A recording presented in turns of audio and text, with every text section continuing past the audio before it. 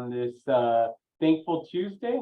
We are grateful for all of you who are going to be participating and taking all the valuable information that Dr. Monica Villarreal will be sharing with the community in regards to the new Greg A. Garcia Intermediate campus that is coming to the south side. So again, I just want to go ahead and welcome Dr. Monica Villarreal. Welcome. Thank you. Thank you. We're really excited to be here. So again, I'm Monica Villarreal. I'll be the principal for Greg A. Garcia Early College Intermediate. And I'd also like to welcome Ms. Mayra Cuevas, who will be our instructional coach. She's here as well. So she's kind of manning the scenes behind the Zoom and will be able to help support. Ms. Cuevas, do you want to introduce yourself? Hi, everybody. My name is Mayra Cuevas. I'll be the instructional coach, and I'm really looking forward to getting to know our families and hopefully getting a good school year started in August. Wonderful. So we are really excited that you guys were able to join us today. And we are recording, as it was mentioned, so that we can go ahead and share this at a future date. And we have a couple of things that we'd like to discuss and share with our families today. So a couple of those items, one will be our school year calendar, or our draft of our school year calendar. We're also going to be talking about choices within electives and career and college exploration. And last but certainly not least, we're going to be sharing some virtual rooms for our campus. As you know, it's under construction currently out on 410 and Zarzamora in the south side, but we'd like to be able to give you guys an insight as to what some of our classrooms will look like and where your students will be sitting and walking the hall. So let's go ahead and get started with that. Again, we will finish with the question and answer session. And if you do have any questions, please pop those in the chat and we'll do our very best to make sure and answer all the questions. Okay. So a school year calendar option. So we want to make sure and let you guys know that we are going to be running a traditional calendar. And what does that mean? So traditional calendar, we will not be operating school year long. So we'll not go full year. During the COVID pandemic time, there was also intersessions where school ran, you got a 2-week break for Thanksgiving, a 2-week break at spring break, and every district was just a little bit different. Some added additional weeks at the beginning and at the end of the school year, but our calendar will be a traditional calendar. It'll start middle of August and then likely end either right at the end of May. Usually Memorial Day is a good bracket, or we may need to go into just a few days in early June. That being said, since we are located in the South San Attendance area and we border Southside and Harlandale school districts, we will be looking at those school districts when they do post their calendars for the 23-24 school year and make sure that we have alignment. And so we'll be looking at those pieces. Most of you guys know also that we have 2 early college high schools that are partnered with the ACCD, the Alamo Community College District. And when they post their calendar closer to the end of this school year, we'll also try to coordinate and make sure that we provide some continuity in the event that you guys have some students in our early college high school and then some of the middle school students. So bad weather days are going to be incorporated into the calendar. So we've embedded enough minutes and days within our calendar. So in the event that there is a February blizzard or some sort of situation, we will not have to tag on to our calendar. It's already embedded. One thing that we do want to point out, and we'd love people's feedback on, and you can use the chat feature. So if you have any questions, feel free to put those in the chat.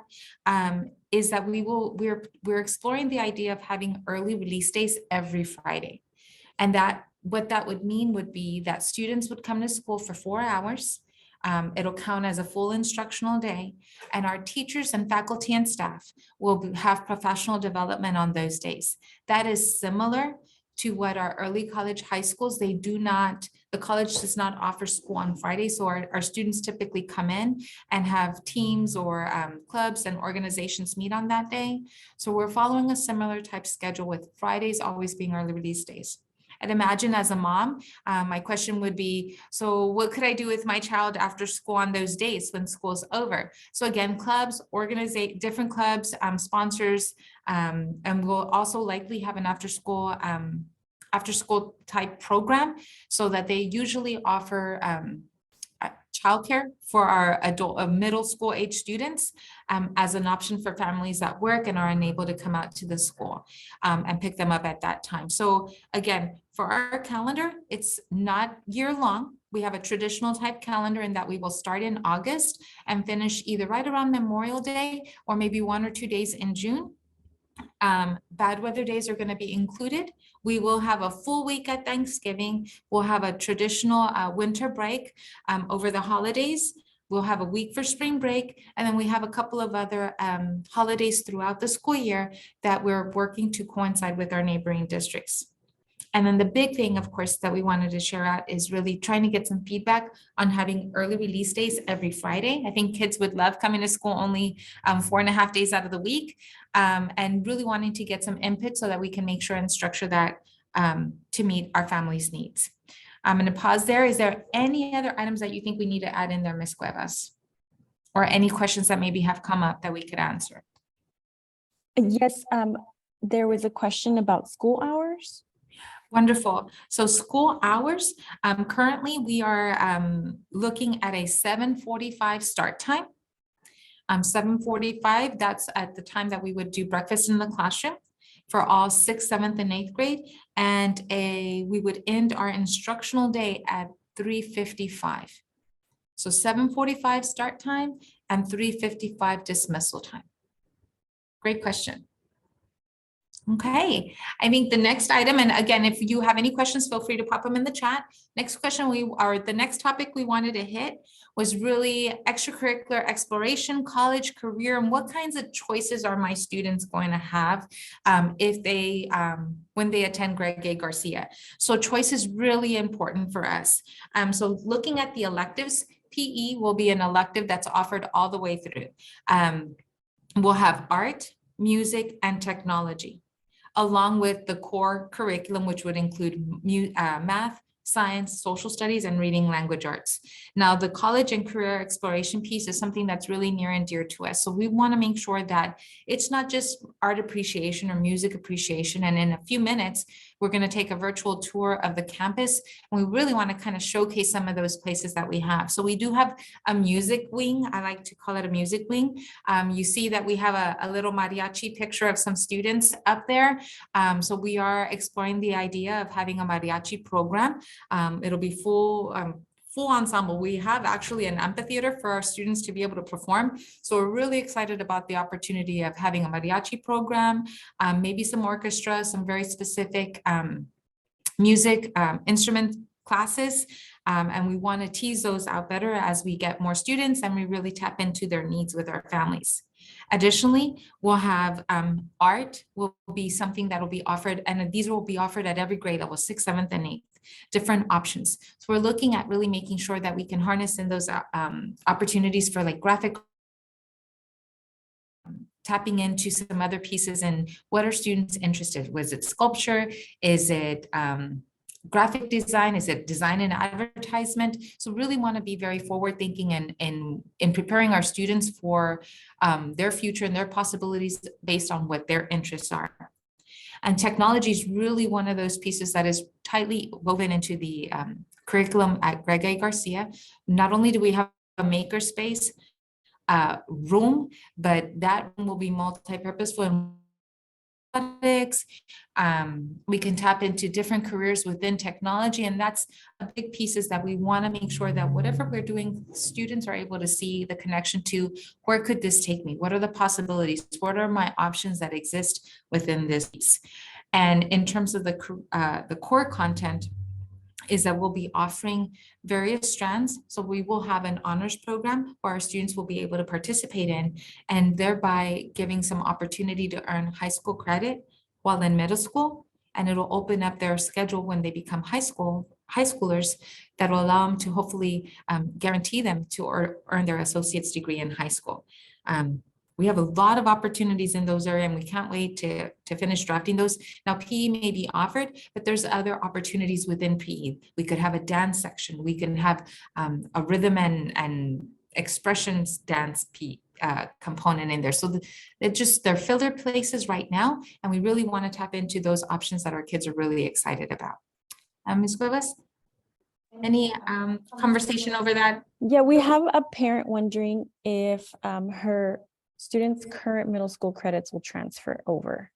Oh, a wonderful question. So we are a traditional middle school in the fact that regardless of what school within the community this child's coming from, whether it be a virtual homeschool or another charter school, all credits that the students have earned will transfer in.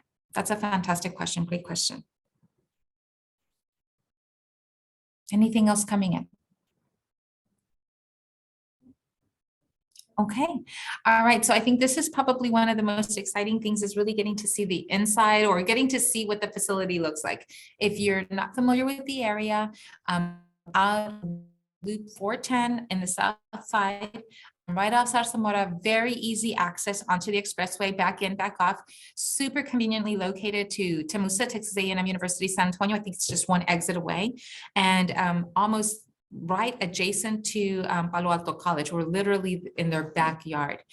So we're really excited. So this is just a rendering of the outside, which would be the front. So as you pass exit 410 onto Zarzamora, if you're on Zarzamora, this is what you will see when you're approaching the campus. So we're really excited. If you go out there right now, it doesn't look quite this way yet, but it's well on its way to looking and feeling like the campus that's gonna house our future students. It is 40,000 square foot, brand new design. What you're not able to see from this rendering is that there'll be outdoor learning spaces once you're access into the building. There will be an amphitheater, and that is not a typo. That's exciting, not just a theater, but an amphitheater. And we will have 2 technology classrooms along with a makerspace section. And we also have a full service library media center is included here. So just a couple of highlights. There's a gym. There's also a soccer field will be out there. And again, we're super excited to show you the renderings to kind of give you a little virtual tour. And then as updates are made to the campus, we can't wait to bring those to you. So let's go ahead and get started. All right, fantastic. So we mentioned that this is a brand new facility built from the ground up. If you go by there, you can see that it is a brand new facility. We're not retrofitting anything. And one of the major things that we want to share also is that it was built with the current safety standards in place. So there is one entrance to the building. And I think Ms. Cuevas is helping us kind of navigate on the map. So that is where you will be dropping off students. If you're coming in late, have any business in the front office or stopping by to visit, there's a secure entry with a video doorbell. There'll be a receptionist to monitoring that piece. And there will also be a lobby sitting area. And this is really, everything that is in red right here is really considered the administrative offices. So this is the principal. If you get called by the school nurse and for some reason have to come up and visit with the school nurse, this is where this is your landing place. This is where all of our visitors would come through the door. And I think we have a QR code. So if you have your phone, you can take your phone and just kind of point it towards the camera to the QR code, and it'll make that, it'll take just a second. I think you have to answer 2 little questions that, yes, you want to have access to it, and it'll allow you to see that. Myra or Ms. Cuevas, I don't know if that's something that we can, there you go. So if you've done it on your phone, you should have access, and you can, it's literally, you can click and drag and you can see the surroundings of that campus or the entryway. These are the 2 double doors that you would have access to. So if you're visiting the campus, you'd be welcomed in through here. We have a lovely receptionist that will be waiting to guide you. And then you can see that there's some doors that would gain access into the administrative halls. As you enter the building, I'd be remiss if we didn't mention that our school is named after Mr. Greg A. Garcia, who was a major advocate for education and having equity across the state, but across the South side. So our school that is who our founder is. And again, another doorway that's leading into some administrative offices. So this is that main lobby, main waiting area as you access. We'll have an interactive display that'll kind of have some information about what are the comings and goings and events happening on the campus, but this would be that landing space. So we didn't have this technology kind of too long ago. So it's really nice to see, in lieu of having the building ready right now, it's really nice to see what that building will look like. All right, so you have those QR codes so you can access that, and we're going to jump back into the PowerPoint.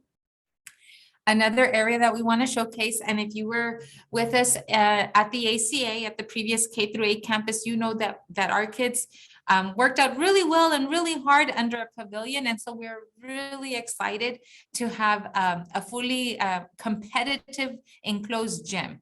So this is the rendering of what the gymnasium will look like. And it's just like, takes my breath away. You have a full competition sized gym floor.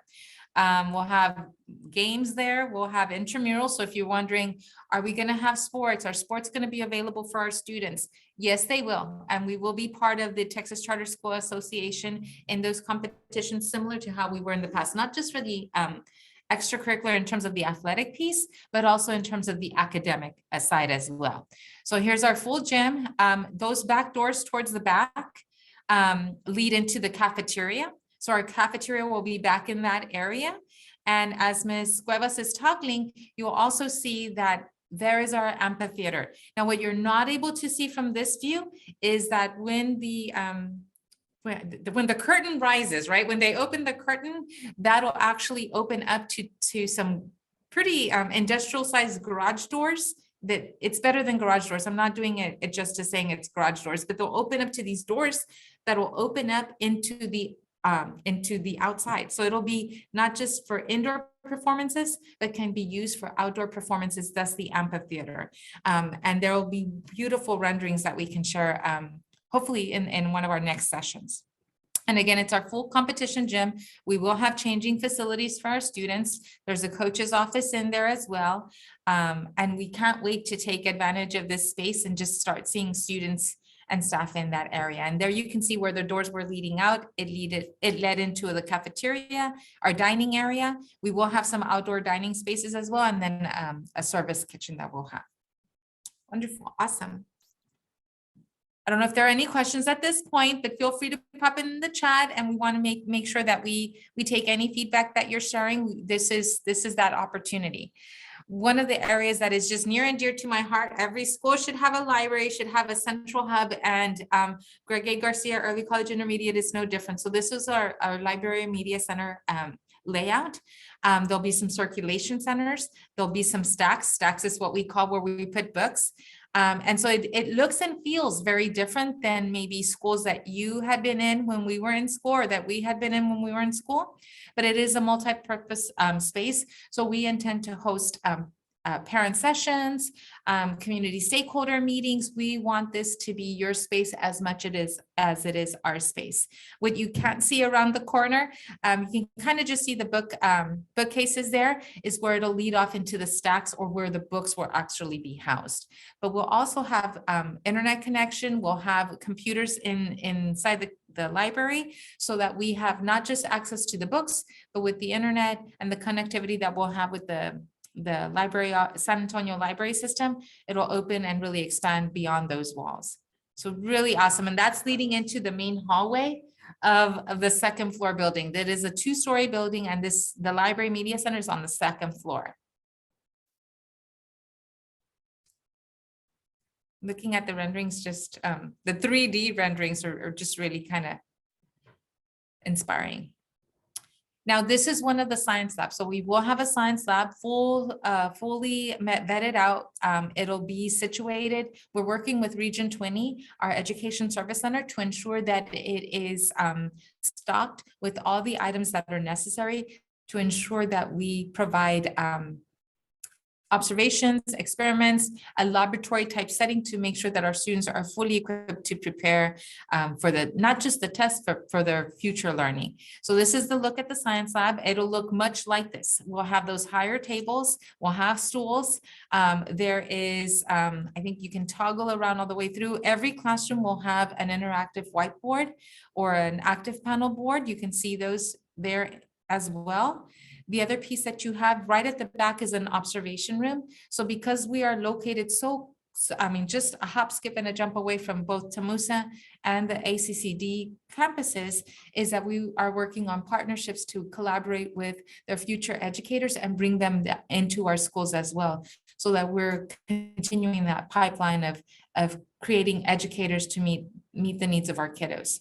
So again, this is just a view of what the science lab is, what you can't see all the way around. But there'll be an eye washing station, anything that is necessary in terms to ensure that we have safety measures are way in the back. I think Ms. Cuevas is trying to point to that in the PowerPoint. And then the full, the stations where we'll be able to, if we have any chemicals that are appropriate, we'll have the eye washing, the hand washing stations out in the back. So that is our science lab, and most of the classrooms look like that. Now, one thing I do want to point out is that if you notice, the rooms are small by design. One of the things that we really focus in at Gregory Garcia is that it is small by design. So we will max out at 300 students, which sounds like, wow, that sounds like a lot, but it really isn't when our traditional schools are sitting at about 700 to 1,000 at a middle school. So the personalized learning experience is something that not only is something that we say, but is going to be lived through in those classrooms. And so we're working on a student and staff ratio of no more than 19 students in a classroom. So we're really excited to be able to offer that as well. And we would be remiss if we didn't mention that open enrollment, we are smack dab in the middle of open enrollment, and November 30th is right along. The deadline is coming up. And so while you will be able to continue to register and continue to apply, your seats are guaranteed if you apply by November 30th. And so again, we are really excited about that. We can't wait to meet our families, but let me go ahead and pause for a second and see if there's any questions that have come into the chat or anything that we might be able to answer for our families. Ms. Cuevas, anything that we could answer? Yes, we have some families wondering, two questions. Is there a cost to enroll in the school? And then the other question is about uniforms. Will there be uniforms? Two great questions. So in terms of cost, we are a charter school, but we are a free charter school. So there is no cost to attend our school. We're just like a traditional public school. So our services are provided free of cost. And in terms of uniforms, yes, we will have uniforms. So we are already working and having conversations with some of our families and our scholars. We will be putting together a small little group committee in maybe February, March timeframe, so that we can solidify some of the choices that'll be available for our scholars in terms of the uniform. So those are two great questions. I know in the past, we've sometimes have been asked if our teachers are certified.